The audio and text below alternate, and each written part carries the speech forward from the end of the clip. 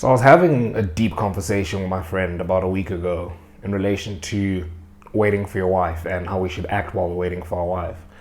And it was a deep conversation, so we covered a multitude of topics in relation to this. But I remember there was one point where we kind of deliberated over how we would act if, say, God gave you your wife at like 35, right? So I'm 22, he's 23, so we're kind of chilling right now in terms of age, but as guys and as people in general, we always get anxious because you don't know what the future holds, and it's like, how long are you going to be waiting for? But we kind of just thought, what if God decides, I'm going to give you your wife at 35, and she's not anything like you're picturing right now. You kind of have this image of who you want to be your wife, or the kind of woman she's going to be, how she's going to look and everything. And then what if God is just like completely throws that out the window, and he's like, no, you're not. This picture you have of yourself, of like, oh, I'm going to get married at like 25, and I'm going to meet her like this, and it's going to be like this and everything. And God is like, scrap that. You're going to meet her at like 35, even 40 if he decides that, or whatever. And the circumstances are going to be completely different to what you expect. How would we react to that? Now, obviously we know the biblical answer and how God would want us to act, right? The way we are supposed to act is, we're supposed to believe God's ways are above our ways. It says in Proverbs 16 verse 9, the heart of a man plans his steps, but the Lord establishes, the heart of a man plans his way, but the Lord establishes his steps. Something like that, okay? And as humans, we're supposed to understand that God's ways are infinitely above our ways, and that is literally our main wrestle with God. That was what caused the fall in the Garden of Eden. And God is like, you've got everything you need, just don't eat of this tree, otherwise you'll die. And we were like, nah, I want to try it, right? I want to see what happens. Because we don't truly believe his ways are above our ways. And we were just kind of deliberating over that again. It's like, if God said that, like, what would you say? How would you react to that?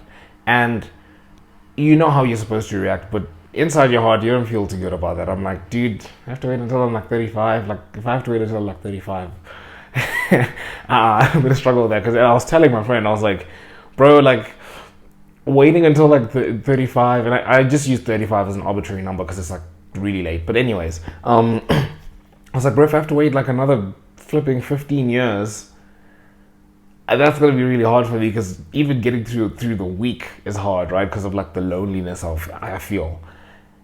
And I know my friend, he was like, well, if God told me that, it'll be chilled, because like now I know when it's going to happen, and I can rest in that, and I can kind of just be like, okay, now I'm just going to focus on whatever it is else I'm doing. And I agree with that. I think that I would eventually get to that.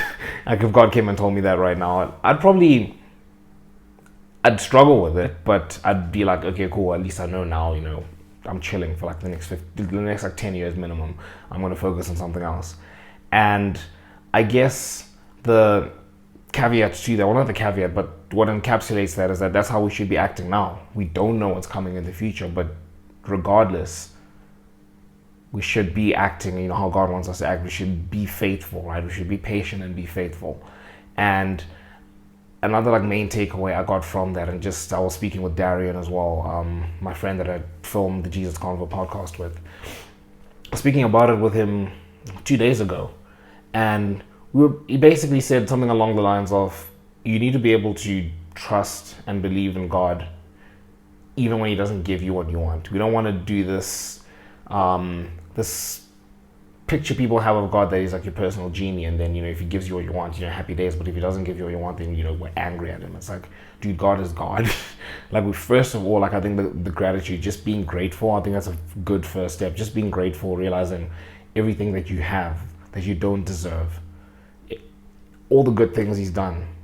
And another like story that kind of takes this point home is the story of, I forgot which prophet. I'm butchering this. I think it was Hosea or whatever it was. It was one of the minor prophets, I think. I was listening to a video by Alan Power, and you were speaking about this particular story, but it was one of the prophets, and he was asked God told him to go and marry a prostitute and then have a child with her, right? And again, that is like, what? right? It's like, but again, as humans, we're supposed to understand if God tells you to do something, you do it because His ways are infinitely above your ways. And one thing that Alan Parr said when he was relating to that story was that God's like primary purpose for our lives is not our happiness, right? It's His glory.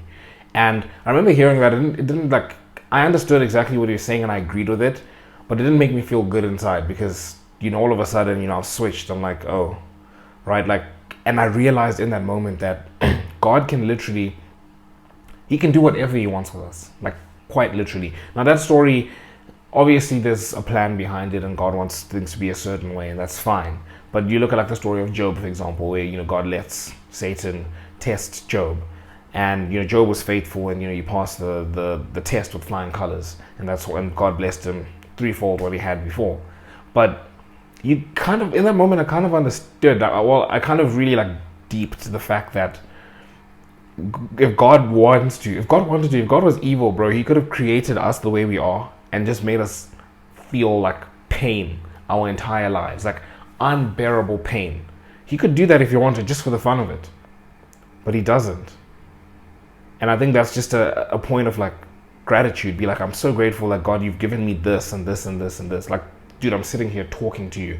The fact that I can speak, I've got working eyes. I can go through the whole list, bro. Like, we're blessed, right? Ultimately, we always have something to be grateful for. And that is the key takeaway there. We need to be able to trust God even when He's not giving us what we want. And the thing is, God knows the desires of your heart.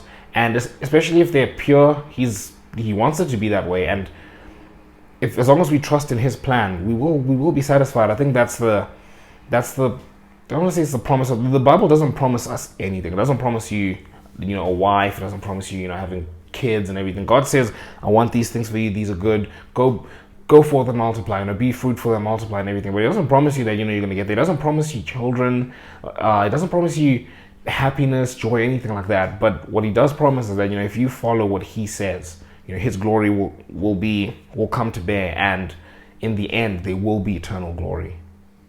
That's the only promise He makes. He doesn't promise us happiness on this planet. In fact, Jesus says, if you follow me, you're going to have troubles on this earth, but take heart, for I've overcome the world.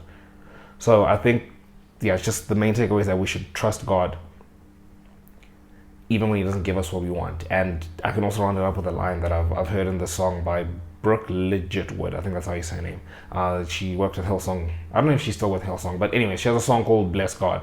And I think this towards the end, I don't know if it's called a bridge. I call it a bridge. Like, the part after, you get like the first verse and then you get the chorus, second verse, chorus, and then at the end you get like a different thing. I call that a bridge. But anyways, in the bridge, there's a part where she's like, bless God when my hands are empty. And I think that encapsulates it right there.